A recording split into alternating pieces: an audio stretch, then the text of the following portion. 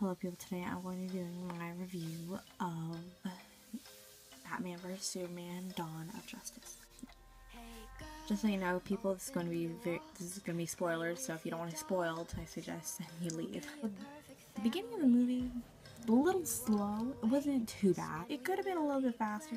And honestly, the movie, for me, when I first, just in the beginning, I kind of felt like it bordered along the lines of the unspoken PG-14. Because I feel like we really kind of need almost a new rating with movies these days. And I feel like that's what it kind of bordered on with certain scenes. Not even really violence too much. I mean, violence, yes, but also with there's some just really fun, it's not very sensual scenes per se.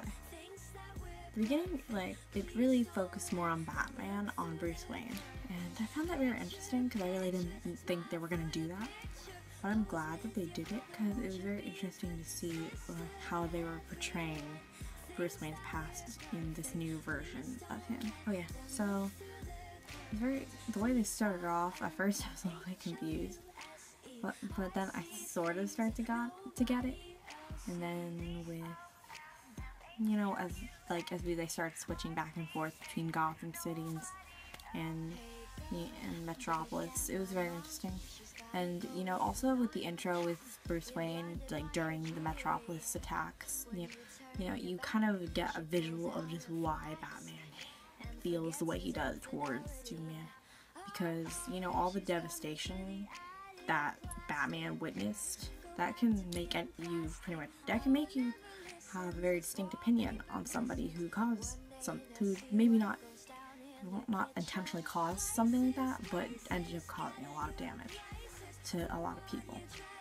Then and Lex Luthor, Jesse Eisenberg, I'm sure I'm not the only one who's very hesitant of accepting him as being the new Lex Luthor, because first of all, Lex Luthor doesn't have any hair, and second of all, Jesse Eisenberg, I think he's a good actor, but a comedic actor. He's like the kind of guy who could be in The Hangover. That's the kind of actor he is. So I was very hesitant to accept him as Lex Luthor. But you know what? When I saw his performance, he really wasn't that bad. The film itself wasn't it was overhyped to be bad, which it really wasn't. I honestly, out of 5 stars, I gave it 3.10 stars. Jesse Eisenberg, he's the Lex Luthor I know. I like to call a mature kind of insanity.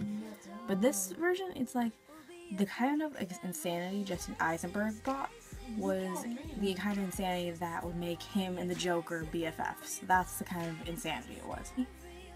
He does end up bald towards the end of the film. Spoiler, people. And I think being in prison is just gonna make him even more insane. And honestly, I wouldn't be surprised if he and the Joker do team up at one point. Because I've heard rumors that for the new Suicide Squad movie, or the Joker and Jesse Eisenberg would be working together or something. Which I wouldn't be surprised if that's true, and I think it'd be very interesting to see. So you know what, Jesse Eisenberg, I do think he did a great performance. But at the end of the day, it wasn't the Lex Luthor that we all know.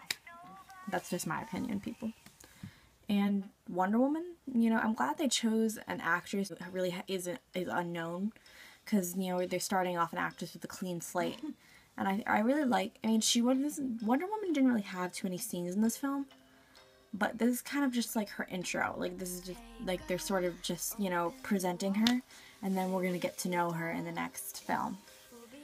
Because there's a lot of references to upcoming films, such as the Justice League film, The Flash, Aquaman, and Cyborg, who's a part of the Teen Titans, which I'm hoping that means the Teen Titans film is somewhere in our future. It's all going to be very, very interesting to see how all of that is played out. And Wonder Woman, I'm very excited to see how she does in the future. And I definitely do see a romance between her and Batman coming in the future. I hope I'm right about that. Oh yeah. The ending, my cousin almost was crying because of what was happening. Spoiler, people, like I said, you shouldn't be watching this if you won't get spoiled. And Doomsday is brought into all this. I already kind of knew, I guess I should have figured, I thought Lois Lane was gonna die, honestly. I thought they were gonna pull a Spider-Man 2 on us.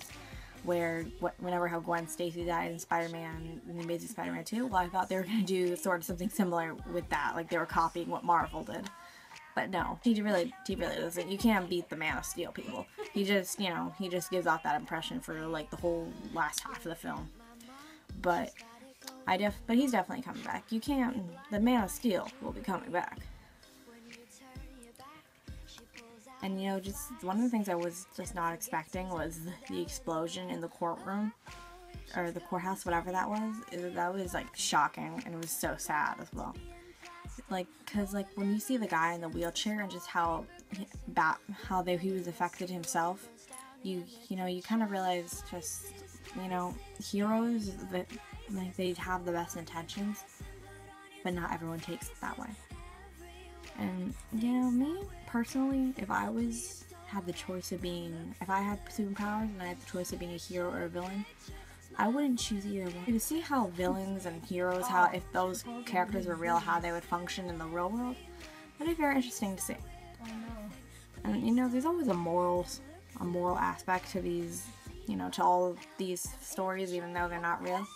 I guess the moral story we can kind of take from Batman vs Superman is like you never really know who your true enemy is until like you have to team up and do the right thing by so many others rather than yourselves. Because in the end, Batman and Superman put aside their differences to team up. And one of the things that really got me is when Batman goes to save Superman's mother, and he saves her. He's like, "I'm a friend of your son's." Honestly, like, weren't you just trying to stab him with kryptonite a half an hour ago? Like, I don't like how they did that. I just didn't like how certain things were portrayed. Other than that, I thought it was a good movie. I thought people overhyped it to be bad. Like, they kind of just judged it off the bat. But, because, you know, DC really needs this to do good, and they really need Suicide Squad to do good, because they're really going up against Marvel this year. So I really do hope that the movie gets better in the box office, because it really is worth going to see, and I hope the rest of you will go and see it.